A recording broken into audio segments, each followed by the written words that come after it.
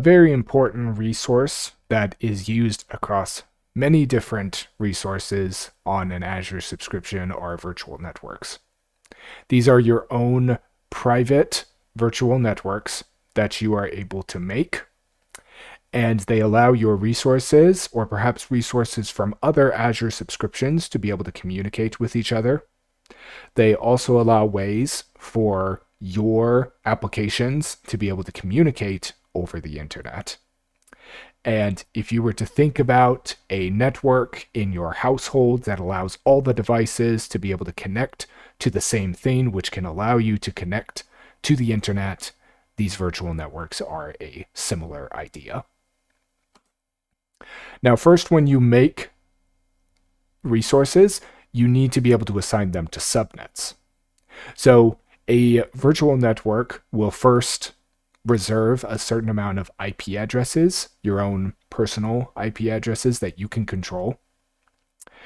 And in this example right here, we have the workload virtual network. That's what VNet stands for, is virtual network.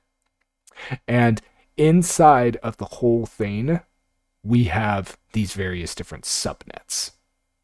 So there's 1, 2, 3 subnets here. There could be more subnets as long as you have more IP addresses that your virtual network are not using. These other subnets can also use those. So you can have one, or you can have as many as you want. And they have been separated here. This one is the web subnet, which you can see is part of the website of everything. So there might be a Kubernetes cluster in here, and there might be virtual machines inside of here. And then you have this subnet right here that has its own set of resources that are all managed and controlled by each other. And then you have the database servers. There's probably storage accounts within here, and maybe Cosmos accounts and Cosmos databases. So these things are all separated by these different subnets. And however you choose to separate those things is similar to the resource groups and the taggings, is that it will vary depending on the circumstances, but it needs to make sense so that decisions will be made on an easy to understand basis. You also see these things up here. This is called Web Subnet NSG. NSG stands for Network Security Gateway. And these are things that are supposed to limit access to the subnets. You can see by the shield here, it's supposed to protect it against things that are not supposed to be connecting to it. And there are different things that Azure offers that allows you to be able to limit access to your virtual machine or to your virtual network and to your subnets. And these network security groups are those kinds of things that help protect. So this is a simple example of one case where someone might be trying to connect over the internet. So your virtual network on the Azure subscription allows you to be able to make other people connect to your resources through a public IP address. So we have the internet. Now let's say that I have a website that's called my website. Now DNS is what gives it that website, but technically each of these things are supposed to have an IP address, which is what's given through your virtual network. But through the DNS, it can just be some words such as facebook.com. Instead of you knowing what the specific IP address is of Facebook, it just tells you it's Facebook. And that's what DNS is supposed to do. DNS stands for Domain Name Server. Now, let's say that someone wants to connect to my resources that I have right here. So we have something that's called an application gateway. Now this thing evenly distributes the internet traffic between these different virtual machines. I've decided to take applications and put them within these virtual machines. And then using this, I can tell it to direct that traffic evenly between all of these. Now, this is a different case over here. This is an Azure load balancer. Now, an Azure load balancer can have different ways that it's able to communicate these things. Sometimes it's able to use what's called probes to be able to check certain virtual machines. Let's say if this virtual machine suddenly goes down, it now knows that it shouldn't send traffic to this virtual machine anymore, so it can send it to just these two.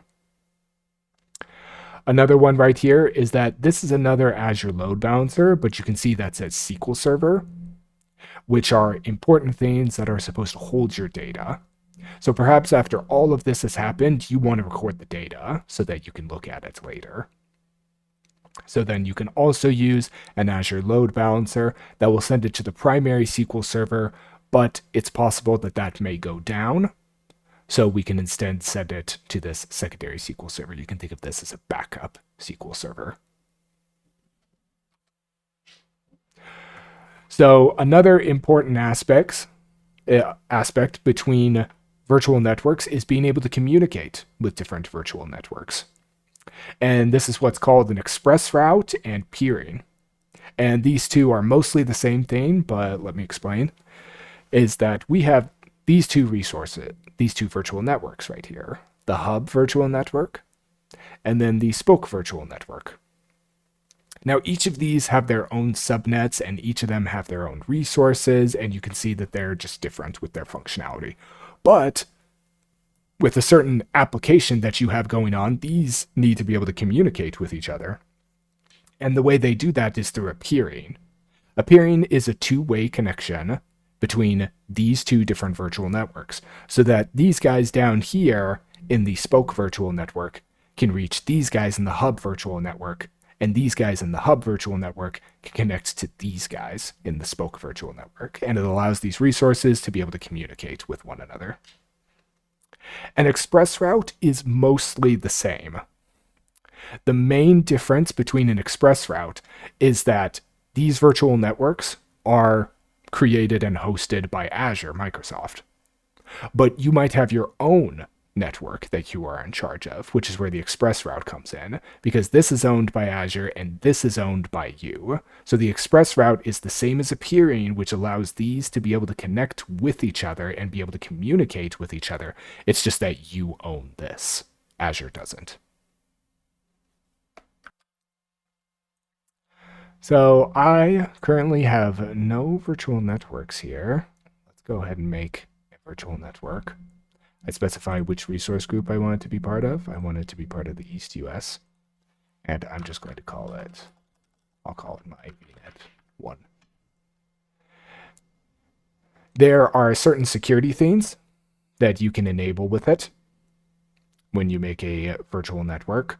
So we have these different options right here: Azure Virtual Network Encryption, Azure Bastion, Azure Firewall, Azure DDoS Network Protection, and these are all things that are supposed to help make your virtual network more secure and more convenient, and also maybe specific to some different situations. You can specify which IP addresses you want. This is just the defaults that Azure offers. 65,000 is a very large amount of IP addresses. It's hard to believe that a person would need that many in one Azure subscription. We assign tags. Let's go ahead and assign this to the dev environment. And then we can create this. Okay, let's go ahead and create it. So here's the VNets that I made, and here's the resource group that it's part of, as well as the location and the subscription. And if I go on to this, I can see everything that I have here.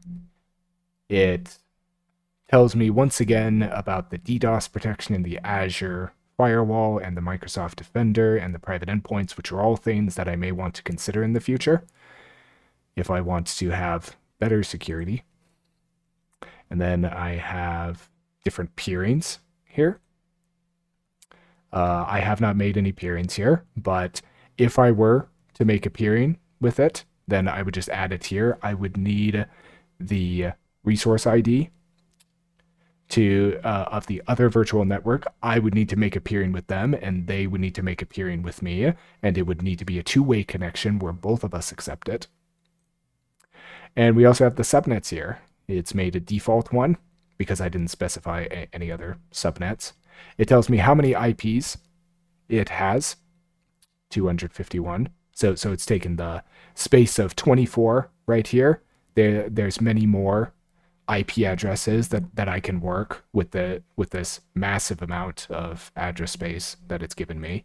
So I can make more subnets with this because this one's only using 256 of the over 65,000 that's here. And then when I create a resource, I can go ahead and specify that I want it to be in this virtual network, virtual subnet with this IP address.